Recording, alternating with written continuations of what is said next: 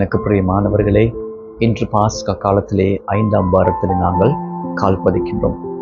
எனக்கு பிரியமானவர்களே, இன்றைய இறைவார்த்தை நம்மை அழைத்து நிற்பது, நம்மை இயேசுவை அன்பு செய்வதன் மூலம் நாங்கள் அவருடைய சீடராக மாறுகின்றோம் என்று, அவருடைய அன்பில் நிலைத்திருப்பதன் மூலம் அவருடைய உண்மையான சீடராக நாங்கள் மாற வேண்டும் என்ற செய்தியினை இன்று நாளிலே உங்களுக்கும் எனக்கும் அறிய தருகின்றார்.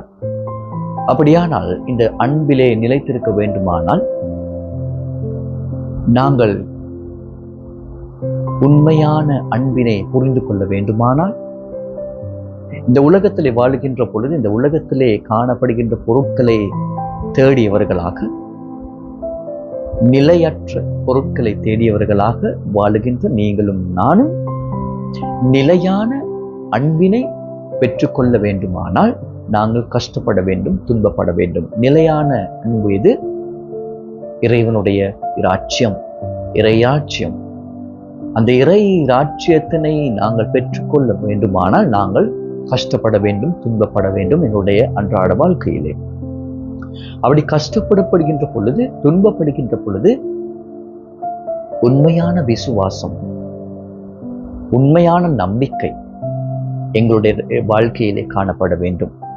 அப்படி காணப்படுகின்ற பொழுது நாங்கள் உண்மையாகவே அவருடைய சீடராக, அவரை அன்பு செய்யக்கூடிய, அவரை புரிந்து கொள்ளக்கூடிய சீடராக நாங்கள் மாறுவோம்.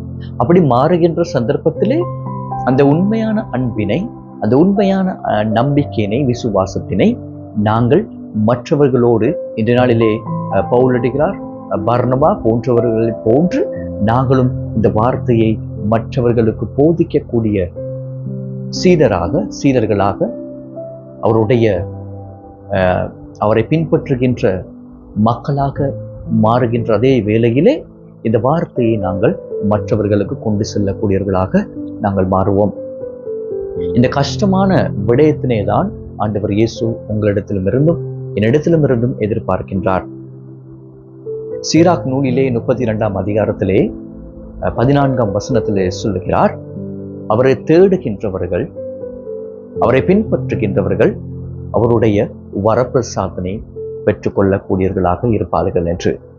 நாங்கள் அவரை தேடுகின்ற பொழுது, உண்மையாகவே அவரை அன்பு செய்கின்ற பொழுது, என்னுடைய நம்பிக்கை அவர் மீது வைக்கின்ற பொழுது, அன்பார்ந்தவர்களே, என்னுடைய வாழ்க்கை உண்மையாகவே மாறுகின்றது, மாற்றம் அடைகின்றது.